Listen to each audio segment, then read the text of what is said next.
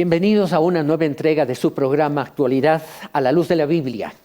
La realidad que la vivimos usted y yo, que la vivimos los ciudadanos, el país, puesta bajo una perspectiva de lo que Dios siente por nosotros. Porque no tenemos un Dios lejano, no tenemos un Dios que solamente espera que le adoren, que le sirvan, entre comillas, religiosamente. No, tenemos un Dios cercano, así como su Hijo Jesús caminó con nosotros y sentía el dolor del ciego que quería ver y lo ayudó.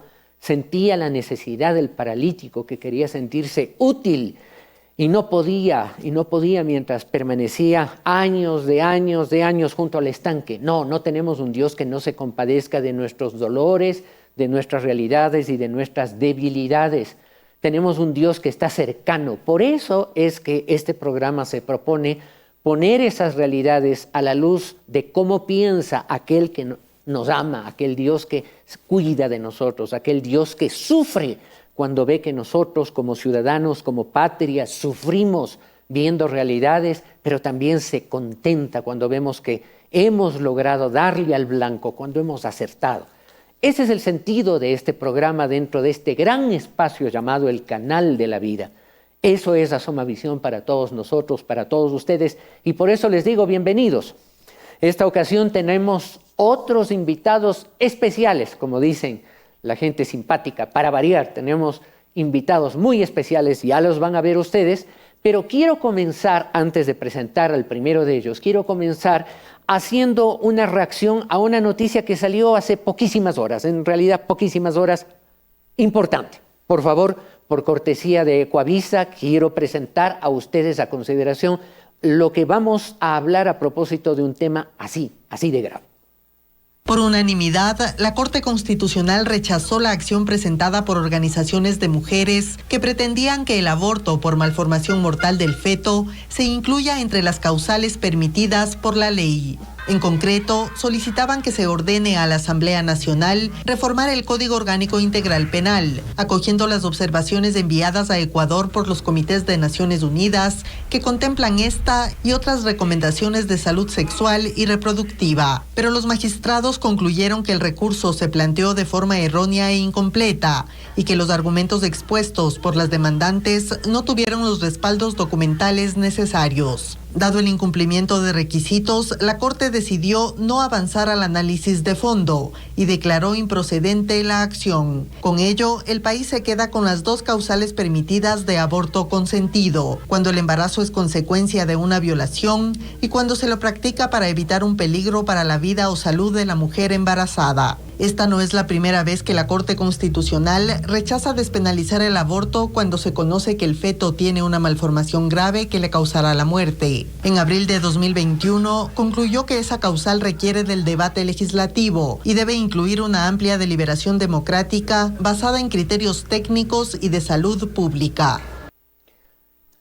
Los organismos internacionales, incluido Naciones Unidas, sí. Esas Naciones Unidas que se permite opinar por la muerte de inocentes en el vientre de su madre y alienta a gobiernos para que establezcan leyes para que maten a los niños indefensos simplemente porque la madre no los quiere. En unos países, aquí en el Ecuador, por el pretexto de la violación, sin que sea la demostración previa la vía que autorice ese aborto, es decir, aborto libre. Las Naciones Unidas, que fueron establecidas luego de la Segunda Guerra Mundial para supuestamente propiciar el ambiente en el cual se respete la vida, dentro o fuera del marco de un conflicto bélico, esas Naciones Unidas hoy propician y quieren que se establezca la matanza de bebés en todos los países del orbe. De pronto, y lo digo con sarcasmo y con cinismo sarcástico, no es que yo piense de esa manera, pero yo diría, el día que puedan detener las guerras en Ucrania, de un solo toque también, el día que pudieran detener la matanza en Medio Oriente, el día que pudieran detener las matanzas en el África, ese día opinen de cómo matar bebés en el vientre de su madre con, comillas, autoridad. Menos mal, al menos en esto, la Corte Constitucional les ha dicho no. Menos mal que a cuento de la mala formación que podría ocurrir para que el bebé a poco de nacido muera, es decir, ahorrarle unos minutos de vida supuestamente. Menos mal que la Corte Constitucional desechó este tema porque no era sino otro pretexto más para abrir completamente el espectro del aborto indiscriminado en la República del Ecuador.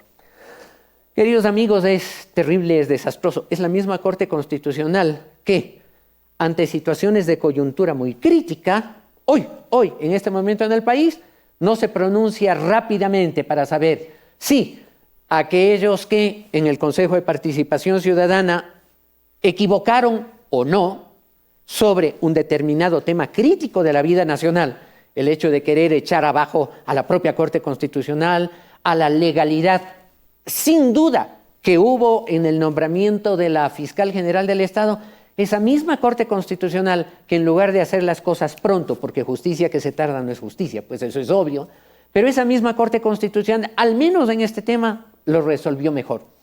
Simplemente para cerrar, yo recuerdo, porque me encanta el estudio de la historia, en la medida en que, como lo dijeron Tucídides, el famoso historiador, Cicerón, el famoso filósofo griego, Tutankamen, el ultraconocido faraón egipcio, y en el Ecuador un gran pensador como fue José María Velasco Ibarra, coincidieron con una frase que yo la recuerdo claramente a propósito de temas como este. La historia es maestra de la vida. Historia es la maestra de la vida. ¿Y saben por qué me recuerda eso? Porque como estudioso de la historia me acuerdo de la vieja Grecia, en donde había una potencia que ustedes habrán visto en la película que se llama 300, las guerras entre espartanos y lo que hoy constituirían los iraníes. En esa época, hoy se llama Irán, en aquella época eran los persas. La película 300 relata la invasión persa y cómo los bravísimos y poderosos espartanos, una ciudad-estado griega que tenía la fama de que sus guerreros eran invencibles, y yo recuerdo una frase, y esto es sí de la historia de la vida real, las madres o las esposas en Esparta, cuando los esposos o los hijos salían a la guerra, les entregaban el escudo, en esa época espada, escudo, yelmo, etc., les entregaban el escudo en la mano y les decían, vuelve con él o sobre él. ¿Qué quería decir esta frase? ¿Vuelve vivo con el escudo victorioso o vuelve muerto sobre el escudo? Pero aquí no hay opción para la derrota, en definitiva. Una frase muy conocida que se repitió en la historia después con el general MacArthur. En la guerra no hay opción para la derrota. Y las mujeres espartanas tenían esa fama. Duras, fuertes. Y los guerreros espartanos también. Pero resulta que en esa sociedad, que con semejante despliegue de fuerza, de poder, de guerra, de capacidad de defensa o de conquista, resulta que esa Esparta no existe, se acabó, desapareció en la historia. No hay rastro sino de lo que se escribió de lo que ellos fueron. Entre otras razones, ¿saben ustedes por qué?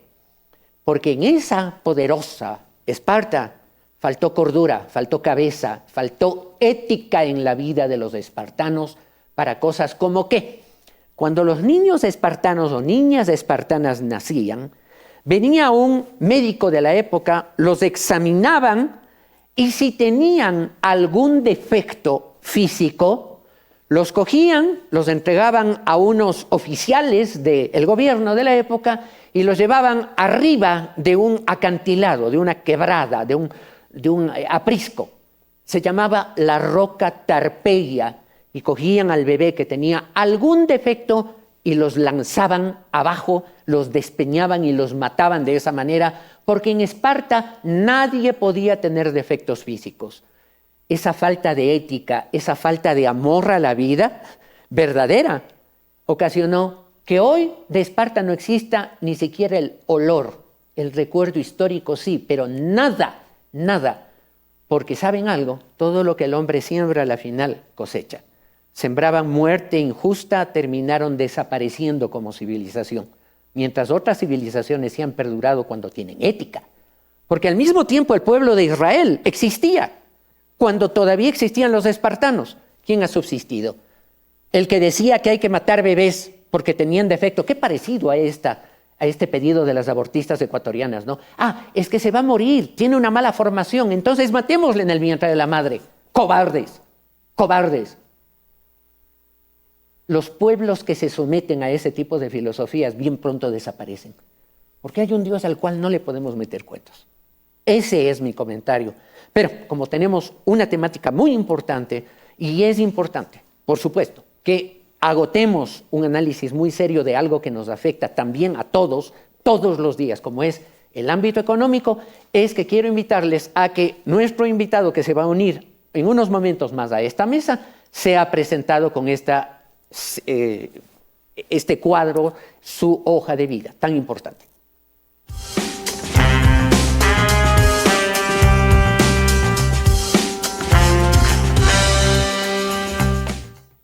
Esteban Melo Jácome, economista por la Pontificia Universidad Católica del Ecuador, maestro en finanzas por el Instituto Tecnológico Autónomo de México y experto en dirección de entidades financieras por la Confederación Española de Cajas de Ahorro y Fundación Carolina.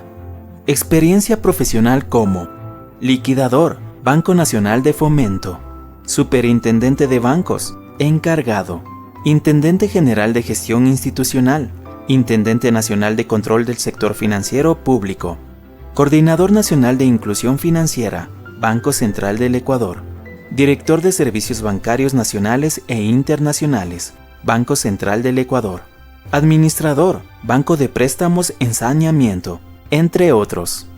También ha ejercido la docencia en instituciones como Universidad Andina Simón Bolívar, Universidad de las Américas, UDLA, Universidad de los Hemisferios. En el año 2010, y con el auspicio de las Naciones Unidas, brindó asistencia técnica a la República de El Salvador en la estructuración de un fondo de liquidez para su sistema financiero y ha representado de manera permanente al país en reuniones de trabajo, eventos y seminarios.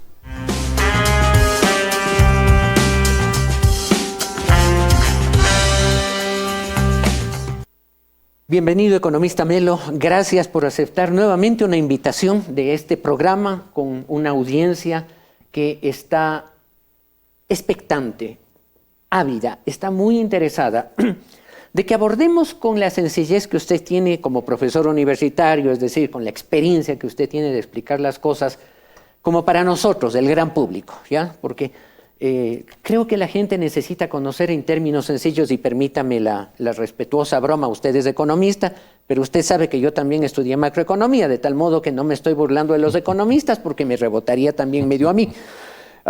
Esto de esa vieja broma que además me lo contaban mis profesores en el INCAE, economistas ellos, me la contaban de que Sherlock Holmes y su asistente Watson en 1900 y algo, en la exposición universal que tuvo lugar en París, fueron a un aparato extraño que se presentaba por primera vez y Watson, su asistente, curioso, travieso, imprudente, jaló algo y ese aparato, que era un globo aerostático, comenzó a elevarse y no sabían cómo controlarlo, pues sí era la novedad y no sabían qué hacer. Subidos el viento les comenzó a llevar hacia las montañas del oeste de París, que usted las conoce, hacia el oeste donde está Rueil Malmaison, por allí.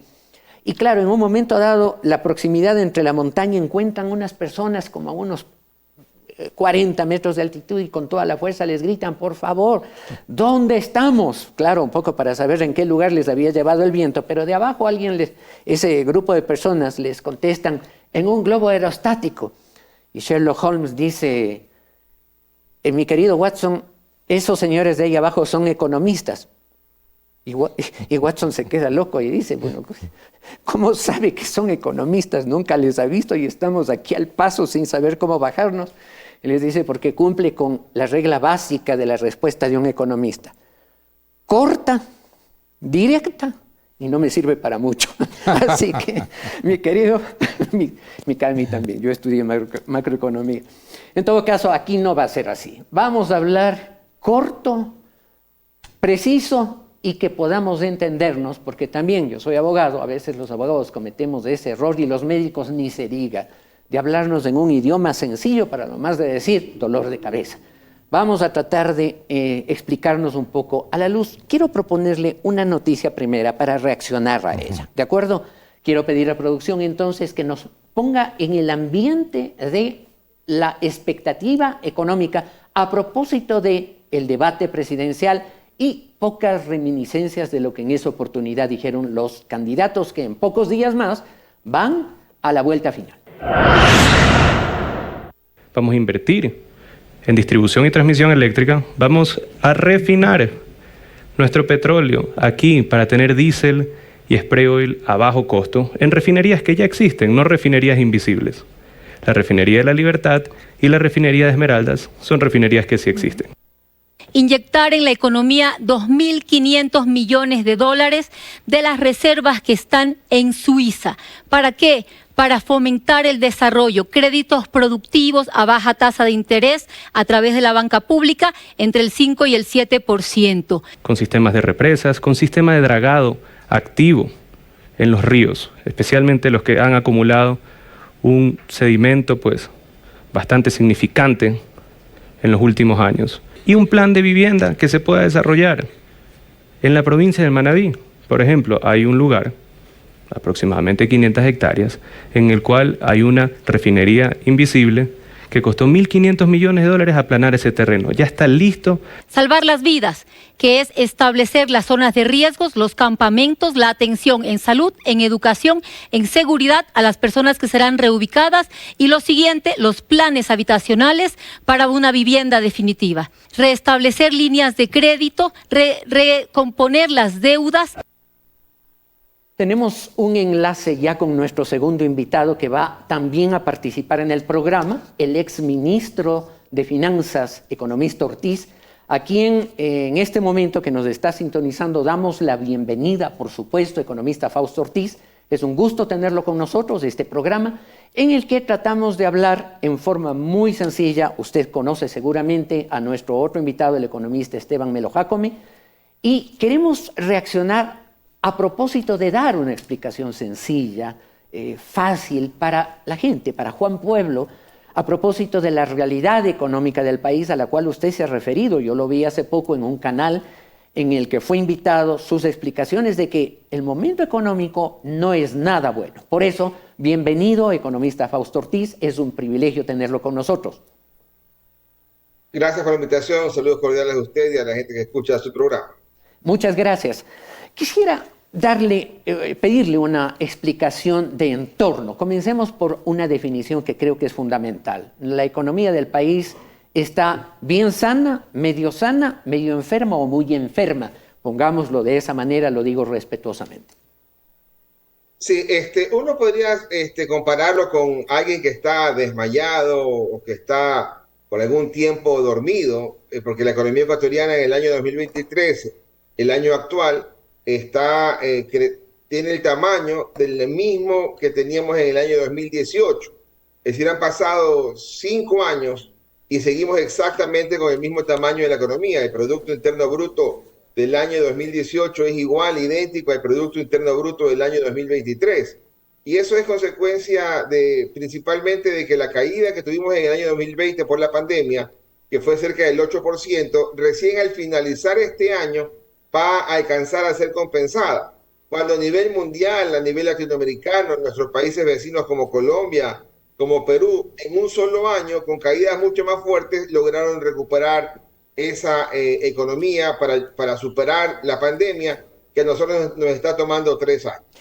Su explicación me parece, y permítame ponerle, usted dijo como desmayado, permítame ponerle posiblemente un término médico que nos ayuda a entenderlo exactamente.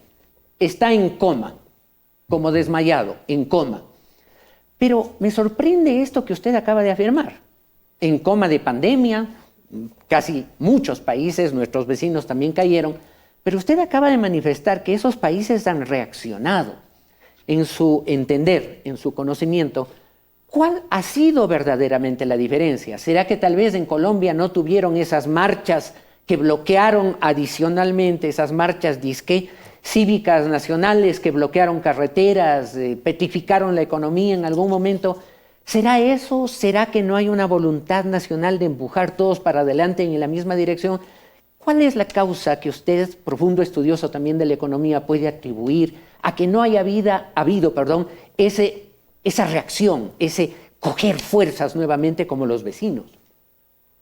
Y de las principales causas es que a nosotros nos agarra la pandemia con 8 años previos de un déficit fiscal elevado, un déficit fiscal arriba del 3% del Producto Interno Bruto, por ahí en algunos momentos con déficit fiscal de 5.000 millones de dólares, que en promedio de los últimos 8 años previos a la pandemia.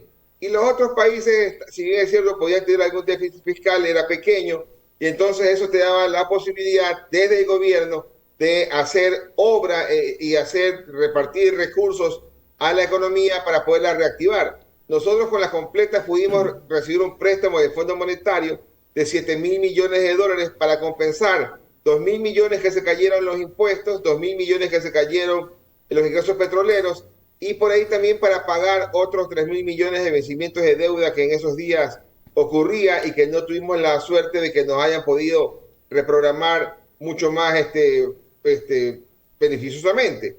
Y entonces en el tiempo post pandemia, por estar con el recurso del Fondo Monetario, nos tocó hacer un ejercicio de restricción del gasto, de subida de impuestos, que eso va contrario totalmente a lo que uno quisiera que sea un crecimiento económico. Ojalá hubiera podido ser posible que el ajuste con el Fondo Monetario hubiera sido un poquito más largo y no tan brusco como ocurrió en los años 21, 22, y que ya hasta 23 nos quedó ya el ritmo del ajuste porque no hemos sido capaces de incrementar el gasto. Uno se da cuenta, por ejemplo, en la inversión pública, lo que se llama el Plan Anual de Inversión, donde el presupuestado es exactamente igual al del año pasado, 1.870 millones, y habiendo transcurrido ya 3/4 partes del año, no estamos ni en la mitad de ese gasto. Entonces hay todavía rezago de no querer gastar, no poder gastar por la falta de acceso a financiamiento principalmente. Yo quiero destacar, economista, y permítame hacerlo, aunque han pasado muchos años de lo que voy a mencionar, pero quiero destacar y hacerle un homenaje a usted. He guardado siempre la esperanza de que tendría la oportunidad, como llegó el día de hoy, de decírselo, que conozco que en un momento determinado, cuando usted fue nombrado una alta función como ser ministro de Finanzas o Economía y Finanzas, usted, frente a una decisión que usted la consideró inadecuada de ese gobierno en ese momento, usted tuvo la entereza de decir: esto no es correcto, esto no debe de hacerse, y si lo quieren hacer, aquí tienen mi renuncia, y se fue para su casa, y el tiempo le ha dado la razón. Lo que es lo más importante, el tiempo le dio la razón. Con esto solamente quiero primero presentar mis respetos a ese recuerdo que tengo de su entereza para haber hecho lo que hizo, pero también destacar que este es su estilo de hablar, con claridad, con precisión, con acierto. En esa medida quiero hacerle una pregunta que no he escuchado respuestas, al menos en el parámetro, en el ámbito de lo que he podido sintonizar yo. Pero, ¿cuánto peso tiene? Por ejemplo, siempre se habla del Fondo Monetario Internacional como el gran cuco de los ajustes que presta y comienza a hambrear a los pueblos porque prohíbe esto, ordena aquello, etc. Pero aquí en el Ecuador no hablamos del peso que tiene y todavía tiene o tuvo en su momento el sobreendeudamiento con China, que solamente, por recordar algo, un evento, le prevendieron 1.000 millones de barriles de petróleo con un descuento, comillas, de $4 por barril despachado. De tal manera que de esto, del peso de esa deuda, no se ha escuchado mucho. Es el motivo de mi pregunta. Sí, gracias, doctor. A ver, el tema de China. Hoy día, la deuda pública total, incluido ciertos pasivos y otras obligaciones que tiene el gobierno, la deuda pública total bordea los 80.000 millones de dólares. La deuda pública externa está alrededor de 47.000 millones de dólares. Eso al día de hoy, al mes de julio del 2023, que es la última fecha disponible. ¿Cuánto se le debe hoy día a China? Se le debe menos de 3.500 millones de dólares, es decir, se le debe muy poquito. Pero ¿qué pasa con la deuda con China? Tiene una gran garantía atrás, ¿no? Que son una cantidad de barriles de petróleo enorme que hay que venderle a China, o para que China nos dé vendiendo el petróleo a los mismos clientes nuestros. ¿Ya? Entonces, y eso de alguna forma concentra más del 80% de lo que es el valor de petróleo exportable ecuatoriano. Y entonces hay muy poquita deuda hoy día con China y una gran garantía que nos viene quedando desde el año 2009 que empezó la relación, como usted bien señala, de la preventa petrolera de Ecuador con China, que empezó ya en 2009, cuando se vendieron los primeros $1.000 millones que se recibió con financiamiento y a la par era una preventa china.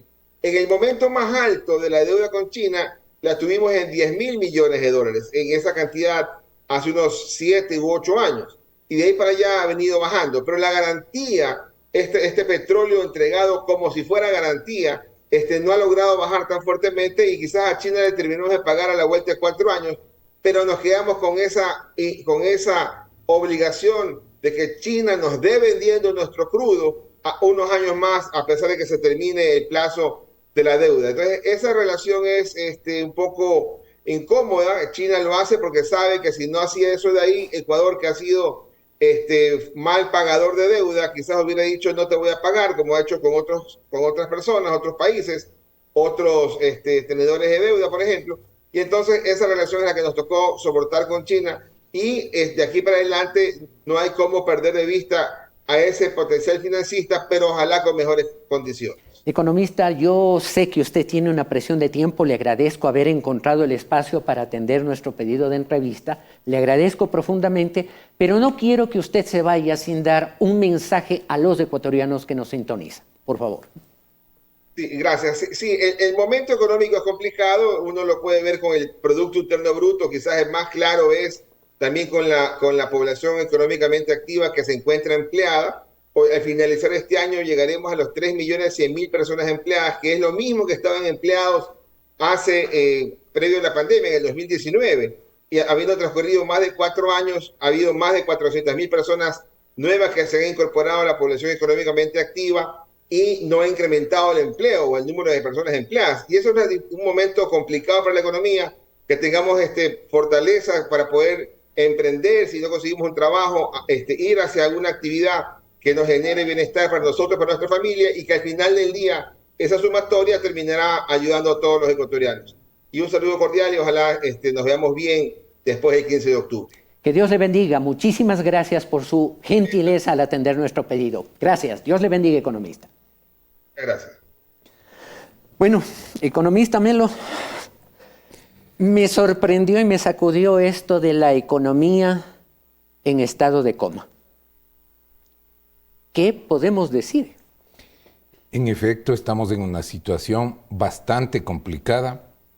Escuchaba al invitado, al economista Ortiz, que indica que desde hace unos años atrás, antes de la pandemia, seguimos con el mismo Producto Interno Bruto.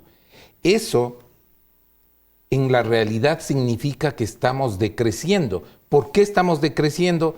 Porque la cantidad de personas durante este espacio se deberían seguir incorporando al mercado laboral. Es decir, que eso ya representa decrecimiento. Las mismas personas que estaban empleadas no son las mismas que están ahora, porque no se detiene el ingreso poblacional anual de jóvenes al trabajo.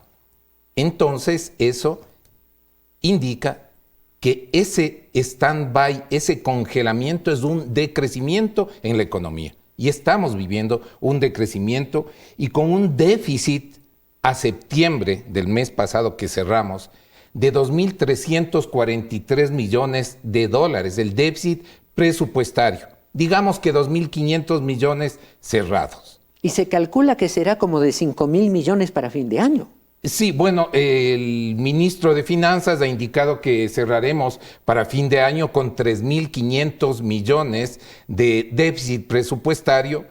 Hay otros analistas económicos, con los cuales yo estoy muy de acuerdo, que hablan hasta de 5.000 millones de dólares el cierre de este año en déficit presupuestario, lo que representa el 5% de todo el Producto Interno Bruto, que es decir, el crecimiento de la economía durante un año, durante este año. ¿Qué crecimiento? Es el mismo son los mismos 100.000 millones de dólares que tenemos y que se siguen manteniendo, que de lo que comentaba, representa un decrecimiento. Este 5% que representa el déficit, ¿sí?, es el resultado, sería el resultado de los ingresos menos los gastos que hago. Ahí me da como resultado el déficit. Como en mi familia o en cualquier familia ecuatoriana, son mayores los gastos que los ingresos que tiene. En nuestro caso, a septiembre del mes pasado, tenemos 17.500 millones de dólares de gastos frente a 15.000 millones de ingresos. Poniendo esas cifras que a veces el gran público dice, a ver, el Producto Interno Bruto, el porcentaje sobre el PIB, etcétera. Pongamos un ejemplo fácil, ¿de acuerdo? A usted le gusta utilizar esas formas parabólicas de explicar a sus estudiantes. Y pongamos un ejemplo fácil. Yo, Ecuador, soy una persona que gano $10,000 al año. ¿De acuerdo? Gano $10,000 al año. Sobre esa base de los $10,000, ¿cómo explicar este déficit, el porcentaje sobre ese déficit, etcétera? Yo gano $10,000 al año. ¿Qué significaría aplicando la condición económica, los porcentajes, a mi caso de persona que gana $10,000 al año? Que está gastando $12,500 al año, teniendo un hueco de $2,500 que tiene que llenarlos, o con deuda. Si usted es sujeto de crédito, quizá le presten, mientras menos sujeto de crédito es en el sistema financiero, la tasa será más alta y quizá termine yendo donde un chulquero porque no es sujeto de crédito en el sector bancario, por ejemplo. Ajá. Entonces, es el hueco que tiene que llenar. La opción que tiene alternativa es cerrar esa brecha de gasto. Dejar de gastar. El déficit, exacto, deje de gastar para que no sea tan alto el déficit que tiene que cubrir. Pero eso no es tan fácil porque hay obligaciones de pago que se tienen que hacer en el año que no se las puede dejar a un lado ni cerrar la llave del gasto. Concretamente, ¿cuáles son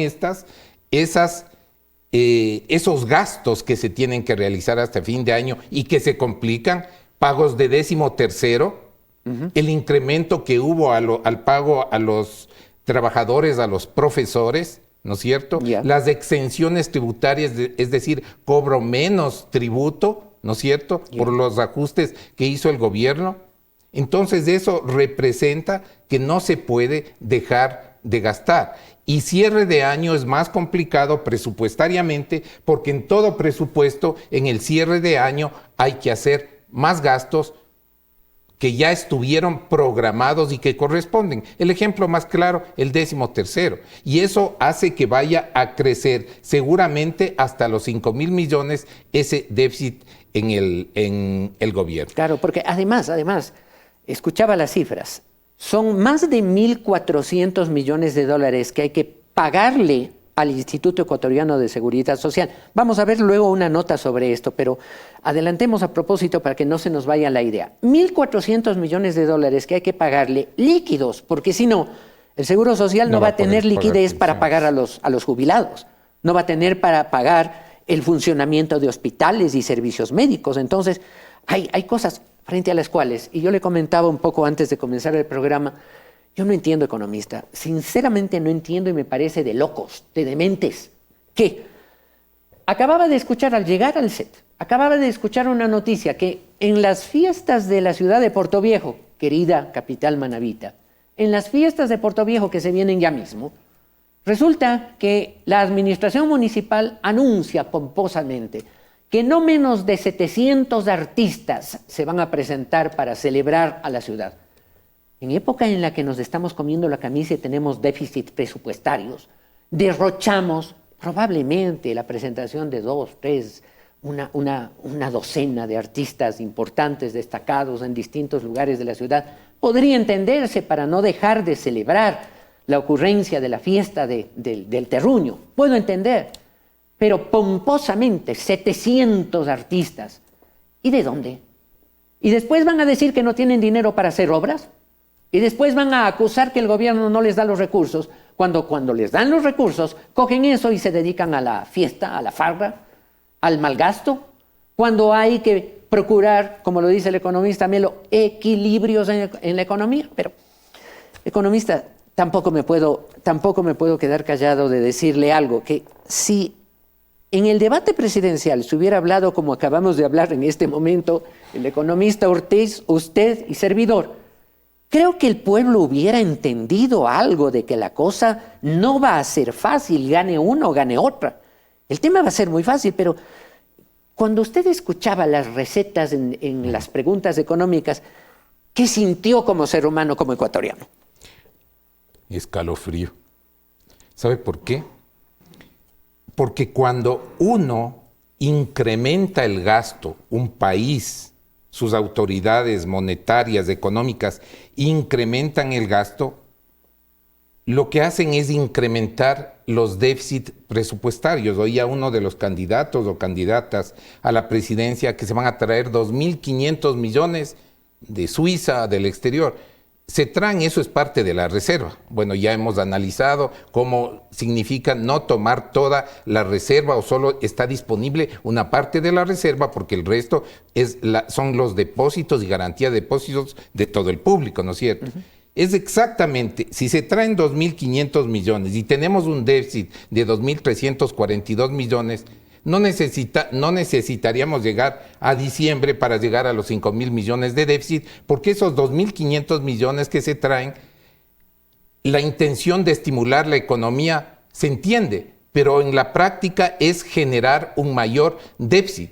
La política keynesiana luego de la Segunda Guerra Mundial y de la crisis de los años 30, que fue tan dura, ¿no es cierto?, vino la política keynesiana, John Maynard Keynes, que implementó su política y de la manera más sencilla para entender, más allá de una fórmula matemática o económica, él decía, para estimular la economía, el gobierno debe contratar a empleados, a trabajadores para generar salario y pago, para que hagan huecos en la tierra y contratar a otros trabajadores para que los vuelvan a tapar con la misma tierra. Parecería una burla grosera, pero en realidad estaba dando un ejemplo de que...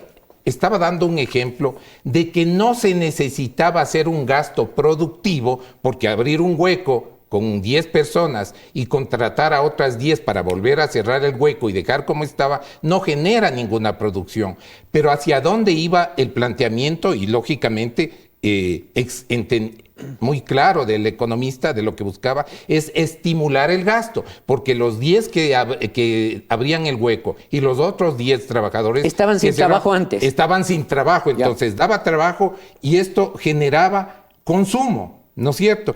Pero estos efectos hacen que si yo voy a generar consumo, en el corto plazo se entendería que se genera consumo, pero cuando hay un déficit fiscal y de largo plazo, ese efecto se diluye. ¿Cómo se diluye?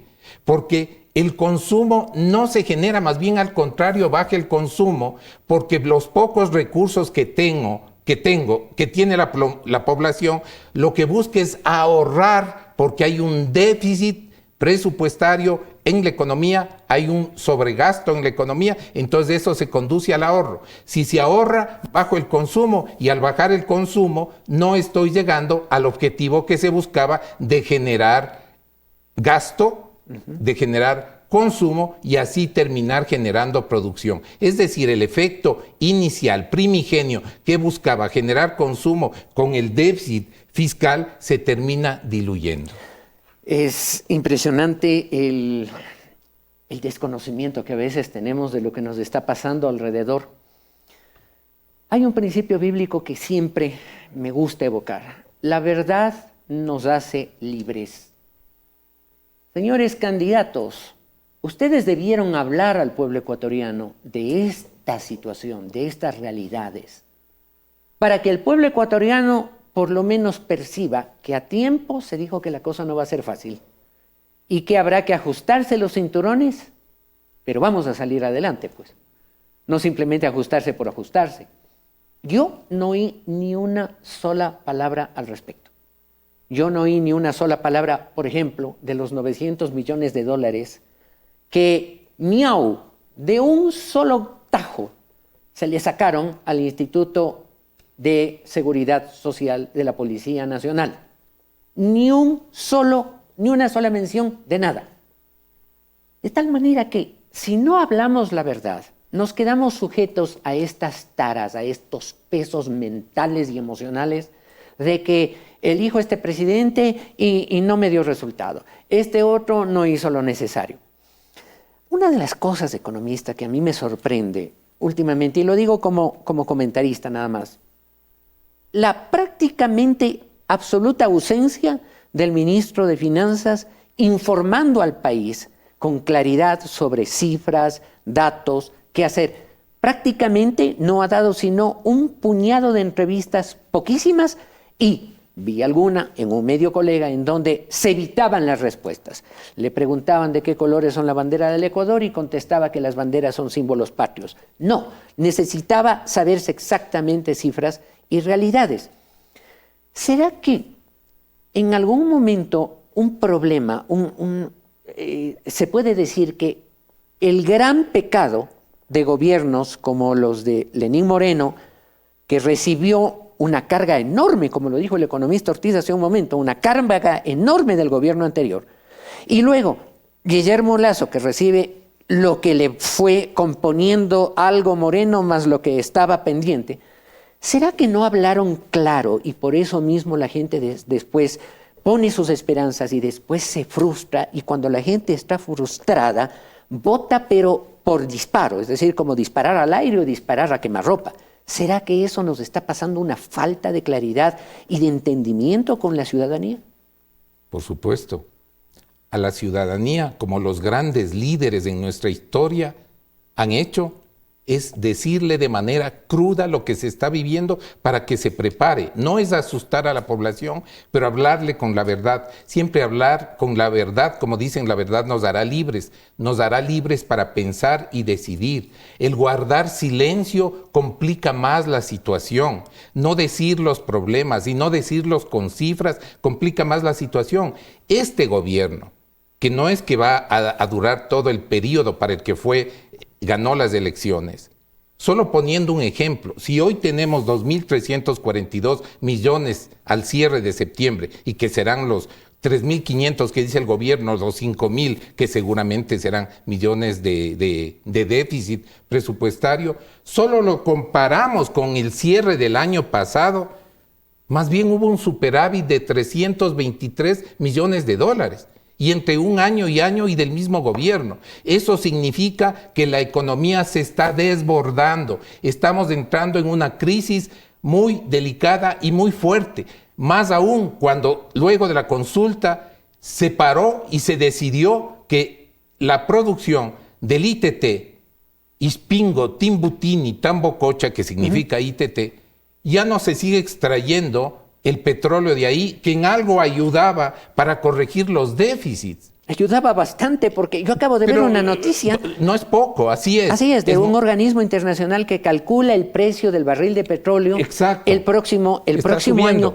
Exacto, está subiendo. Y eso significaría que lo que hemos dejado por una locura, como fue una votación suicida, la del ITT, la del caso que está mencionando el economista Melo, el caso Yasuní, una votación suicida de los ecuatorianos, estaríamos el próximo año dejando de percibir como país 1.400 y más millones de dólares.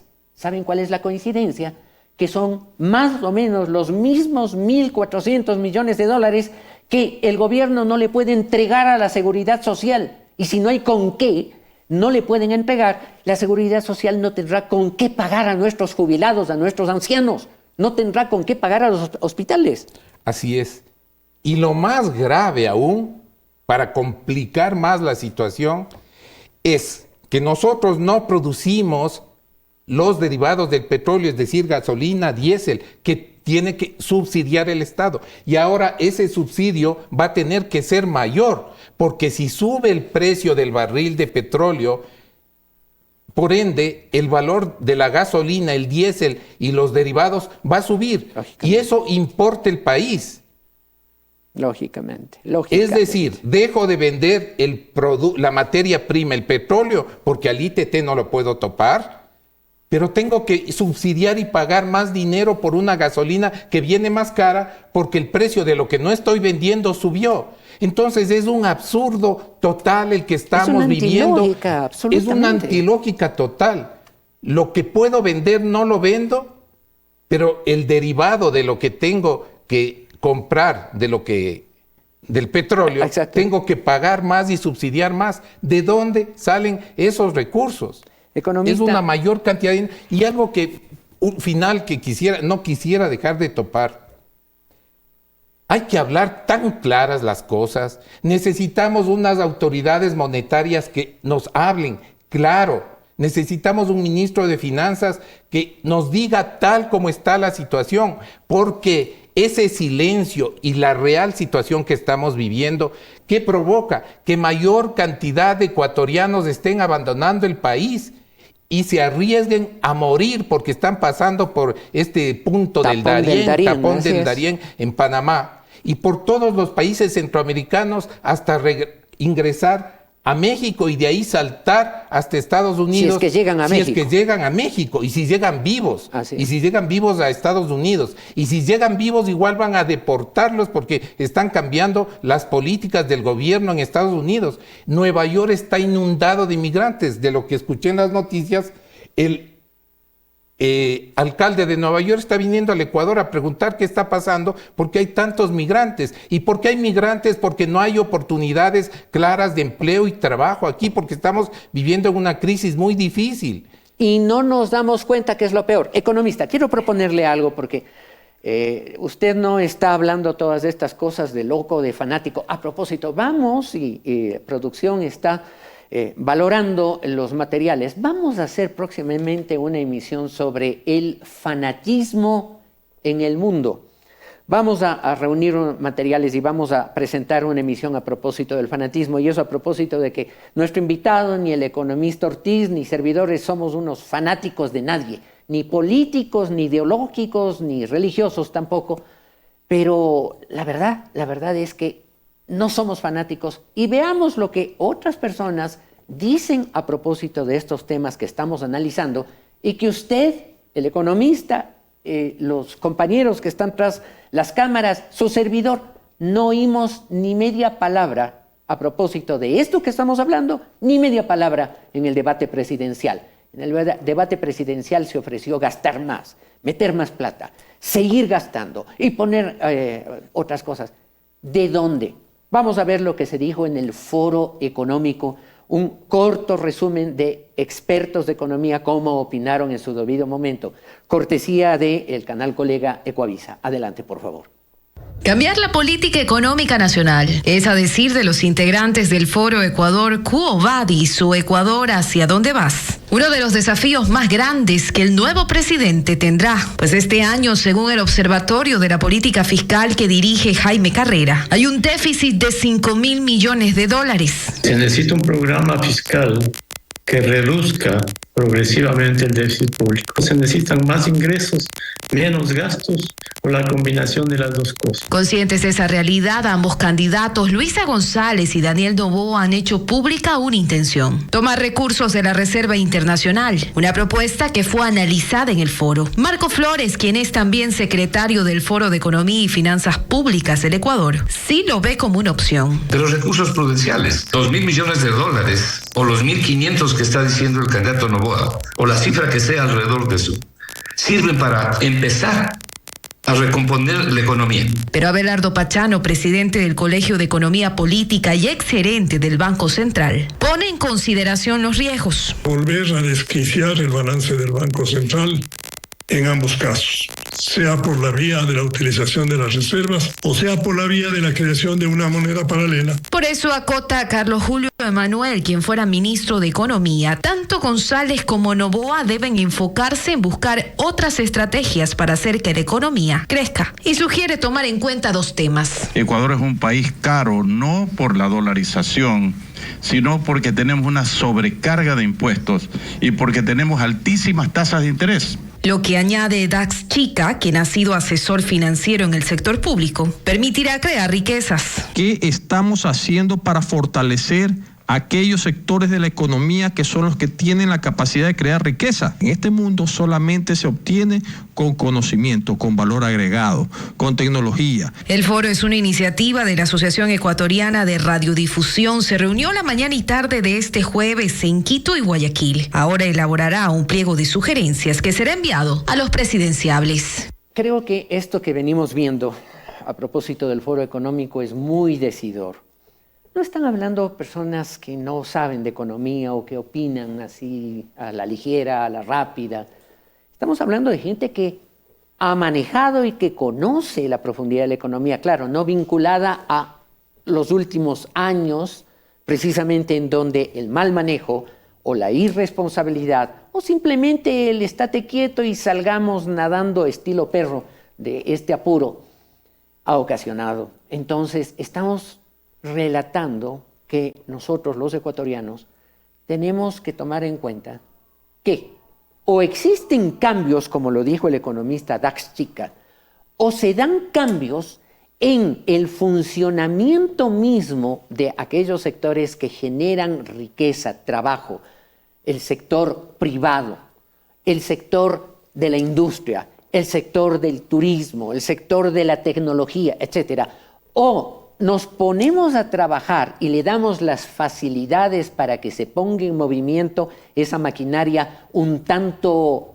aletargada, que no arranca, como lo dijo hace un momento el economista Ortiz, o generamos una reforma valiente en la base de la economía, o simplemente vamos a seguir en coma hasta que a fuerza de estar demasiado tiempo en coma vamos a fallecer, como ocurren con los verdaderos enfermos. Economista Melo, usted quería acotar algo que me dijo, es muy importante a propósito de dolarización. Sí. Como estamos hablando de déficit fiscal, los déficits fiscales se corrigen con emisión monetaria, pero esto lo hacen los países que tienen moneda propia. Exacto. Y tienen la maquinita de hacer los billetes. Que es una forma de mentirse, pero a la final... Es una forma de mentirse porque es inflacionario. Exacto. Pero se corrige un déficit. Pero si uno está atado de pies y manos porque no tiene una moneda, bueno, afortunadamente porque también tendríamos unos niveles inflacionarios imparables. Estilo Venezuela, ¿no? Claro, para corregir los déficits fiscales. Entonces, ¿cuál es la alternativa que tenemos ahí? Es tratar de reducir el gasto. Hay que tratar de reducir el gasto como en cualquier familia. ¿Y de dónde empezamos a reducir el gasto? Aquellos gastos que no sean tan importantes y tan necesarios. Por poner un ejemplo, no voy a reducir el gasto volviendo a bajar el sueldo a los profesores. No tiene sentido, porque son los sectores más sensibles, ¿sí? Como el sector de la educación, el sector de la salud, que no voy a bajar el sueldo. Pero sí hay gastos que no son necesarios y que tengo que corregir. Hablábamos hace un momento, a modo de ejemplo, el tema de los 700 artistas de Portoviejo, ¿no?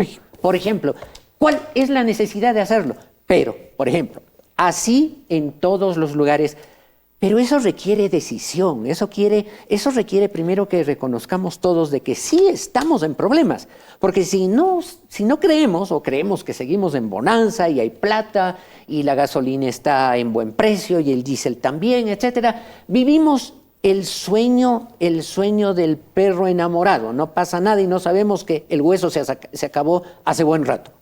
Exactamente. Y ahora otra medida que se debe tomar es la consulta pública sobre el ITT de dejar de vender un petróleo necesario, de vender para cubrir nuestros déficits fiscales, está mal planteada y no lo digo yo, lo dicen todos los conocedores de derecho y jurídicos, porque no hay petróleo bajo el subsuelo, hay petróleo bajo la tierra. La pregunta estuvo mal planteada, por lo tanto es inaplicable jurídicamente y hacia allá se debe ir para evitar no sacar el petróleo y venderlo, porque lo más triste de esto es que como se generan y avanzan energías alternativas al petróleo, al uso de la gasolina y combustibles, es decir, los derivados del petróleo, donde ya tenemos autos o movimientos con eólicos utilizando el aire, ¿no es cierto? Eléctricos. Ya tenemos autos eléctricos. De aquí a unos 25 años, el petróleo quizá ya no sea necesario sacarle y no se va a necesitar ninguna consulta, porque nadie lo va a comprar. Y nos quedamos con la riqueza y con las deudas encima. Es impresionante. Economista, nos quedan poquísimos minutos, pero un par de minutos, pero no quiero dejar de plantearle la pregunta. Hay mucha razón cuando se dice que si también hubiera un buen control de los recursos, del gasto, de las contrataciones públicas, es decir, evitando la corrupción, ¿podría mejorar bastante significativamente la economía? Por supuesto, si la corrupción representando ese déficit fiscal es hasta mayor el valor. Si se corrigen estas pérdidas de recursos, de dinero, de la corrupción, hasta desapareceríamos del déficit fiscal, porque no hay día en este país que no intervengan a una institución por peculado. Y no para, y no se frena. Eso es lo que se debe atacar. Esas son las medidas concretas. Eso si no requiere nos mata reformas. la corrupción, nos matan las bandas delincuenciales. Uno sale a la calle y no sabe si va a regresar. Eso requiere que los economistas detecten el problema y que los abogados, los jueces, los organismos de justicia actúen. Pero si no actúan, como hemos hablado hace un momento sobre el tema de Corte Constitucional, por decir algo, y la espera de ya veremos, esperen un poco, tenemos que hacer audiencias y no pasa nada. O jueces que a los grandes delincuentes les dan un habeas corpus y les mandan a ver el Mundial de Fútbol en su casa con custodia policial en la planta baja. Vergüenza. ¿Saben qué, queridos amigos? Y es por eso que yo no puedo dejar de citar a un principio bíblico que hace poco lo compartíamos también con ustedes y pido se ponga en pantalla. En el libro de Proverbios de la Biblia hay una lección que tenemos que asimilarla. No podemos dejar de aplicarla hoy para el Ecuador de este día. Porque el desvío de los ignorantes no es una forma de maltrato decir ignorantes, simplemente de los que no conocen.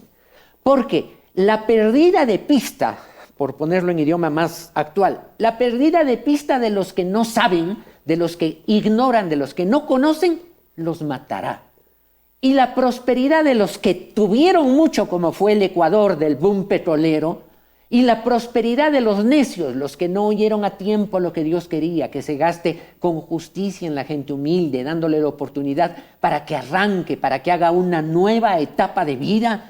La prosperidad de los que dijeron, ahora tenemos demasiado y podemos darnos los lujos que sea como país, como ciudadanía, como ciudades, como administraciones municipales. La prosperidad de esos necios nos está echando a perder el presente y el futuro. Pero hay una esperanza. Mas el que me oyere, dice Dios, habitará confiadamente y vivirá tranquilo sin temor del mal. Piensa en el pobre, piensa Ecuador en el menesteroso, piensa en el anciano, piensa en las decisiones que hay que tomar a futuro corto para que el país tenga la esperanza que Dios quiere y las acciones necesarias para cambiar estas realidades. Dios nos dará la fuerza.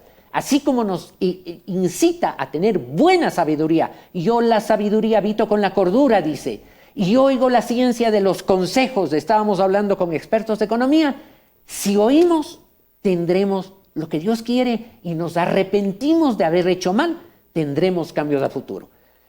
Gracias, economista Melo. Hasta la próxima emisión de su programa, Actualidad a la Luz de las Escrituras.